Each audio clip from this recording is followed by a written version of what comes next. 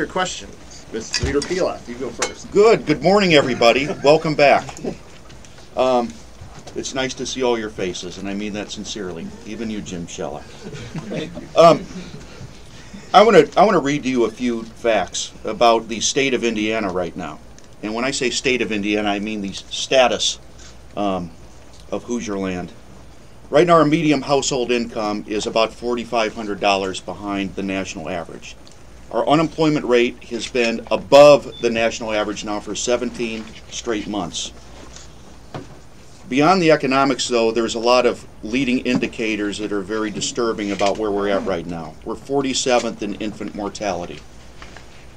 22% of Hoosier girls between the ages of 6 and 17 are living below the poverty line. And the wage gap between what women make and what the average man makes puts us at the 6th worst in the nation. And we've now had 5 straight years where every month we've had at least 250,000 Hoosiers drawing unemployment benefits. Ladies and gentlemen, the nation has not been doing well in recent years. Indiana has been doing significantly worse. And it's time to face up to the fact that the economic policies of recent years are not working, and they're not making Indiana more prosperous. Now, that starts with admitting that we have problems, and it starts with realizing that we need to change in course. But unfortunately, what is already dominating the 2014 legislative session is this ugly and divisive debate on marriage equality. It has to stop, and it has to stop today. And for that reason, I'm going to call on Speaker Bosma to announce that he is not even going to assign the resolution to a committee and take it off the table immediately so we can focus on the real issues that are facing Indiana. I want to say that I'm with him in his understanding of the difficulty of this issue. Under Speaker Bauer, I held up this constitutional ban on marriage equality 3 different times. Once we voted it down, 2 times I put it in the trash can. And I did that because, along with Speaker Bauer at that time, because we knew that society and the state of Indiana needed more time to decide how they felt about the issue. And people needed, and by people I mean lawmakers, needed time to hear from their constituents and to grasp the nuances of their changing perspectives. Now, what I would say to the Speaker is I know this is difficult, but I did it and live to tell about it. He can do it and live to tell about it.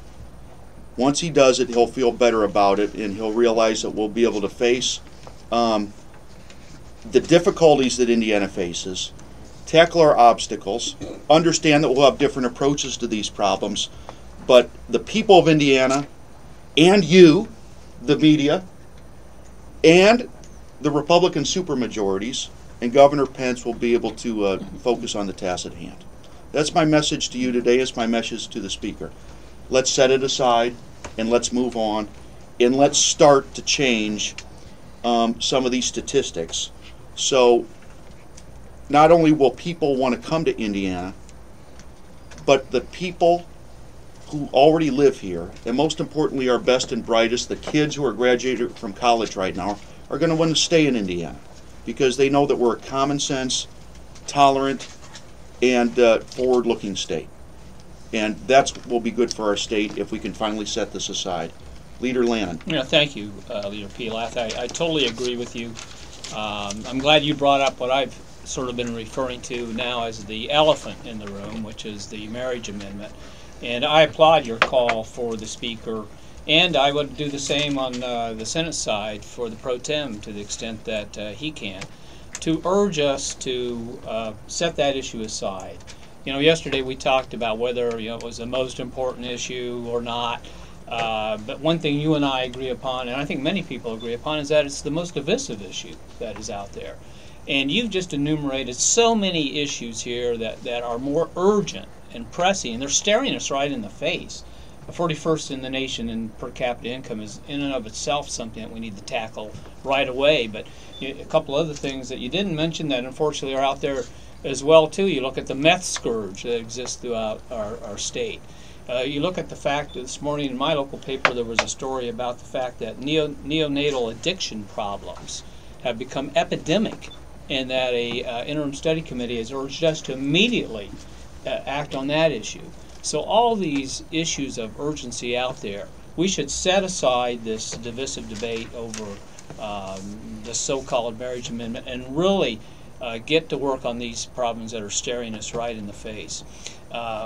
We have an agenda, a positive agenda that we think we should be working on, and number one on that agenda is early childhood education.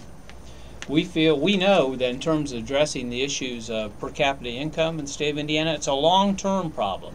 And studies have shown that kids who have the opportunity to have meaningful early childhood education not only do better in school as they go along, they're less likely to need remediation, they do better in life as well.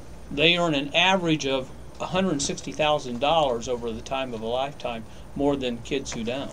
So why aren't we focusing in on those real issues? The issues that people, when I talk to people on all ends of the political spectrum, say to me, don't you have more important things, urgent things to deal with? Now let me say this about this being an important issue, though, because I don't want to downplay this. You know, every issue we deal with, Scott, they talk about it's the most important issue to somebody. And I tell you what, if you're a person who's having their rights taken away by virtue of this divisive issue, it is an important issue. It may be the most important issue. And you know, this issue's been around for a while now, 8 years, and in 8 years, I think I've never seen the public attitude on an issue change so much over time. And I think it would be a courageous thing for us to do now to simply say, let's get on with the urgent issues that really are facing us. Let's deal with those. Let's set aside this divisive issue. There's another matter here too, and that is the fact that this proposed amendment is not even written correctly. It goes way beyond just simply banning so-called gay marriage, which, by the way, we have a law that says right now defines who may marry whom. It goes beyond that and would bar future generations from considering the idea of even a civil union. And I think that's where this proposal goes from anything close to being just merely divisive to being radical at that point in time. So, I say, I agree with you, Leader Pelath. Let's get on to the real problems that face the state of Indiana. Let's get an agenda out there that will address those issues. Let's raise the per capita income for the state of Indiana. Let's do something to enact meaningful early childhood education for the future of our children here, and let's get some things done. Scott, why don't we have to pass with Republican votes? Would it be if it got to the floor? So, say again, Abdul. If this got to the floor, the marriage amendment, would Democrats provide any votes, or would this have to surely be all on the Speaker and the Republicans? Most of the Democratic caucus is opposed to the constitutional amendment, and I can say that confidently. But we have some members who I expect will support the constitutional amendment. Not many, but a few. And I have always made it very clear that members of the Democratic Party in the House Democratic Caucus are entitled to exercise their judgment and conscience on such matters. And there won't be any arm twisting from me. But I don't need to twist any arms on this issue. It gets to the heart of how a lot of people feel about their own worldviews, and but having said that, if the Speaker decides to put it on the floor, I expect that there'll be a substantial number of Republican votes for it. Leader Pelath, you said that you personally have killed this amendment before and lived to tell about it, but you and the Speaker serve pretty different constituencies. Is it realistic to expect Republicans to take this off the table? Well, I will concede that we have different groups of supporters. There's no question about that, but I think if you recall in the past years, the concerns about such changes were bipartisan in nature. But society has changed because they've seen that marriage equality has happened in other states, and Western civilization hasn't collapsed, and that's been very evident. And people have changed their minds, and even some Republicans are changing their minds because one, they agree that It's extraordinary. There's other extraordinarily important things that need to be addressed. And I would note that even Speaker Bosma has changed his mind. He may not have changed his mind about whether he's going to have a vote or not, but he once said this is the most important issue facing Indiana. Yesterday he said this is not the most important issue facing Indiana. That in of itself is a shift in attitude. And as you know, Brandon, there's a lot of influential members of the business community who are now weighing in on this and saying this is bad for Indiana's economy. When you have the Cummingses, the Eli Lillys, Indianapolis Chamber of Commerce, all saying we shouldn't do this for the sake of the economic future of our state. One other thing I want to add, let's do a little bit of political analysis here. I think the biggest reason this is still on the table is that you have Republican members who are quaking in their boots over people like Eric Miller and Micah Clark, and they're worried they're going to get primaries, and they're going to be running to Speaker Bosma worried about their primary. And I understand that makes it difficult on the Speaker. He has a caucus to run and he has to govern the state. But I would submit to you, I think he'll have an easier time governing if he eliminates this from consideration and is clear about it. Do you guys plan on actively talking to Republican legislators about this? I mean, we've already heard from Representative Eberhard says he's not going to vote for it. Yeah, here's the problem. You can't not talk about it. That's the essence of why this is paralyzing the process. It's all anybody wants to talk about. We all know there's more important issues. People say it publicly, but when they sit down over coffee, it's the first thing that comes up. Let's set it aside and move on. Scott, under the rules of the House, does the Speaker have the ability to simply not assign a bill? Yes, I submit that he does. I do. I mean that would. There's all. I want to also say there's also a mechanism for rejecting a bill prior to its first reading, and I think that the Speaker can simply not assign it, or I'll even give him a little alternative. He can assign it to a place where it will never see the light of day and say he's doing it. Okay. Some of my bills have been sent. Yeah. I don't know why this is sent there on occasion too. Can you talk about the situation between Glenda Ritz and the governor's office and the Board of Education, and whether you think the General Assembly needs to get involved in this at all? I don't know why we need to get involved in this. Her title is Superintendent of Public Instruction. It's pretty clear.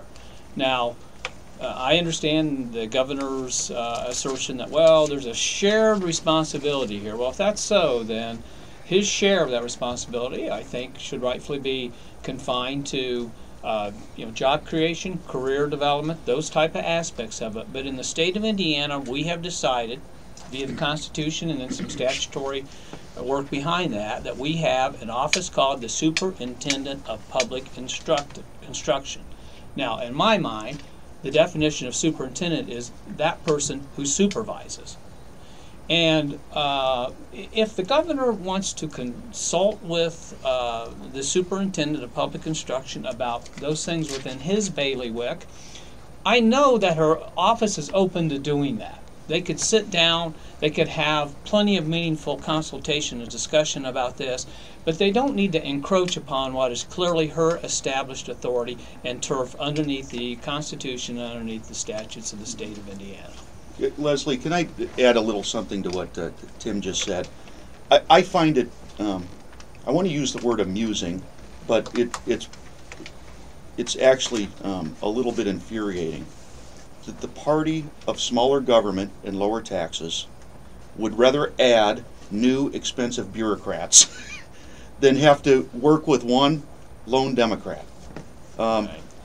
Let's remember, she has bent over backwards to add her own perspectives, add her own points of view, but also to have an ongoing dialogue with the Republican leaders who she clearly has to answer to. And instead, they've just simply set up in sort of an alternate universe Department of Education. Right. And that is, I stop short of calling it hypocritical, but you have to see what the results are. They've hired a bunch of people that they're paying very big salaries to, simply so they can sidestep somebody that the people elected. And I don't think that's conservative at all. Should the position be appointed? Tim? Well, it's my understanding, it's a constitutional office. And we've always treated it as something which the people of the state of Indiana should weigh in on in terms of being able to choose who is the chief policy person on that issue. I can't think of a more important issue, certainly right up there with every other, than education in the state of Indiana. So I think we decided some time ago that this was such an important matter that we would have the ability of the people of the state of Indiana to choose who will lead public construction in our state. And last year, the people of the state of Indiana made that decision, and they chose Glenda Ritz. Yep. Abdul, I'm going to give you a bit of an oblique answer, and I'm going to answer from my constituents' perspective, our constituents' perspective. They don't like having their choices taken away from them. If anything, they'd like to elect more people rather than fewer. Yeah. Even if it may become confusing at times, and even if they may not have a tabletop knowledge of who's serving them, but they like to have choices when they go in the when they go in the ballot box. And I agree. And that's been made clear to me. That's right. I think in Indiana, I think the citizens have said we choose to have a robust democracy, where we allow the people to choose, the leaders on important issues like this, and I don't think we should second guess that. I know Governor Daniels always talked about having fewer offices we'd elect, but the fact of the matter is that in a democracy, people like electing people. And are you expecting that the Republicans will put forth legislation this year to strip any power away from Glenda Ritz or give it to this new agency? Oh, of course, because they're creating this this political soap opera, so they can just go, oh, look how political this is, and then use that as a reason to try to strip her of her powers, and maybe even eliminate the office one day altogether, and just give all the power to the governor. I mean, you can see it happening, because I know firsthand how you have, again, one lone Democrat who has worked very hard to reach over to the other side, and also to try to accommodate people who don't necessarily share her views philosophically. So it's a forced political firestorm to create the conditions where they can do this power grab. And it is a power grab. Right. Exactly what I was going to say. Let's make it clear. If they do that, it's just like when they abolished the offices here in Marion County last year, that politically they felt like we're slipping away from them. It's a power grab. Can't win an election, do away with the office. Senator, when you mentioned early childhood, last session, 3 of the 4 caucuses were in favor of that, and that turned out not to be enough. With Senator Long behind it yesterday, how far do you expect this to go this session? I'm hoping we can have a very good, meaningful discussion about what type of early childhood education program will work in the state of Indiana. We can start looking at how we do it, how we fund it, and really embrace a recognition of the benefits for the state of Indiana. I think it's a great year to have the policy discussion, if you will, and really say and really make a commitment towards this wonderful future for the state of our state of Indiana. Am I correctly inferring that since it's not a budget year, you wouldn't expect final legislation on it? Well, yeah, because of that, I wouldn't say that we probably put every piece into place, but I think this is really the year to move forward and to say we're going to make, certainly as a matter of policy, we're going to make a commitment towards early childhood ed. Can I ask about funding? You and I talked about this briefly yesterday. The Republican leadership had revived the idea of eliminating the business personal property tax. Right. Which would take about $1 billion of revenue away from local units of government, including schools. Right, and I'm very concerned about that impact. Before you're, if you're going to be responsible about this, when you eliminate a tax, you do have to look at what does that mean in terms of funding essential services. And in this case, since it is used for local units, and in particular schools, and many of them are stretched to the limit right now, if not stretched beyond the limit because of the impact of the property tax caps. Got to be very careful about that. Maureen, I've supported the elimination of several different business taxes, but it's time to look at where these policies have gotten us. Right. We have one of the top business tax climates in the nation, okay? But we still have a high unemployment rate, higher than our brother and sister states, and we still have a per capita income that lags badly behind the rest of the country. So it's time to start analyzing these tax policies over the past 10 years and see that they haven't created prosperity for our citizens. It's about the outcomes. The goal is not to just say, well, we got the best business tax climate. The goal is for our citizens to be doing well. And our citizens aren't doing well. Because you also have to have a well-educated workforce. You also have to have more than adequate infrastructure to lure businesses here. You have to be able to offer certainly public safety to businesses when they come here.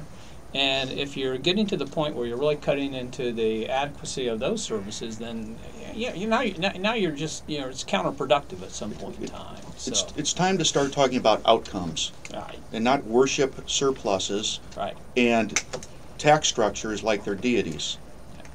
Can early childhood education work unless you make it mandatory? I think it can, because I think the benefits of it, you can convince many, many people, here's an opportunity that heretofore was not available to you. And look what happens if you will avail yourself of it. But I'm not of the frame of mind we ought to force it on people. I think there's so many benefits out there to kids if they participate in this, and families. I think they will take advantage of the situation. So I'm not interested in making it mandatory at this point. Scott, back on the relationship between tax climate and personal income, what should we do instead? We have to focus on the consumer and worker side, because those are the profit creators.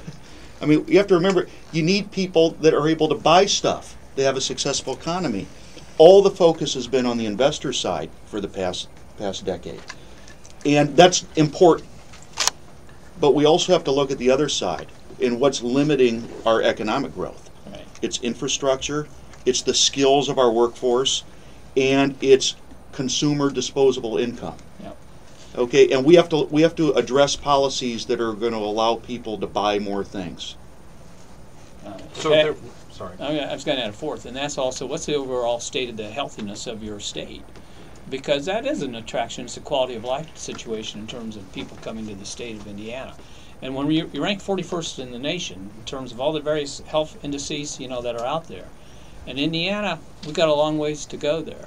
And when you're thinking in terms of health care costs, if you're an employer and you want to offer that to your workforce, that's a consideration as well. So, it all comes back to what Leader Pelath started out with, which is these are real issues, real problems facing us right in square in the face, and that's what we ought to be dealing with in this coming short session. So, Leader Pelath, if there was one thing specifically that you could do to focus on the consumer worker side of things, sure. What would it be? Okay, I've sounded like a broken record on this, and we know that we have some federal problems with the implementation of the Affordable Care Act. But remember, we still have the ability as a state to do the health care expansion, which would insure hundreds of thousands of people and avoid things like medical bankruptcies. And guess what?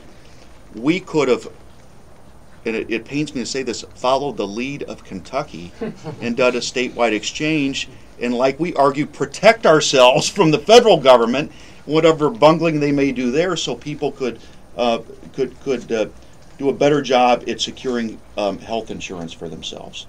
They had a statewide exchange. We punted on that because, quite frankly, the opponents of the Affordable Care Act rejoice when it's not working. We could have, as a state, made it work better here for Hoosiers, which is what our job is to make them more prosperous. That's one of the many things. Now I'm going to point out another one. Over 70% of Americans in the most recent Gallup poll, including a large plurality of Republicans, support adjusting the minimum wage. Yeah. Okay? We could do that here in Indiana. We had a vote last session, went down on straight party lines, flying in the face of what most people, other than Abdul, would prefer that we do. But again, it's about it. And we all know the studies show that when you make reasonable adjustments in the minimum wage, you get more disposable consumer income, which ends up benefiting businesses. Yeah. And it ends up adding jobs because, again, you have to focus on both sides of the economic ledger. You have to have investors and consumers. Yeah. And when both are strong, you have prosperity for Hoosiers. The other thing I think we could do, and I would ask the other side of the aisle, let's continue to work on this, and that's to really address our skills gap in the state of Indiana. We could really develop some meaningful vocational tech programs in this state. Now that would call for a commitment from the state of Indiana, and also I think reaching out to the private segment and saying, what's your investment in this? Because in the end, that's the way we really get a well-prepared workforce here. Guys, this has been terrific. Thank you. Thank you so much. We appreciate it. It's good for me too.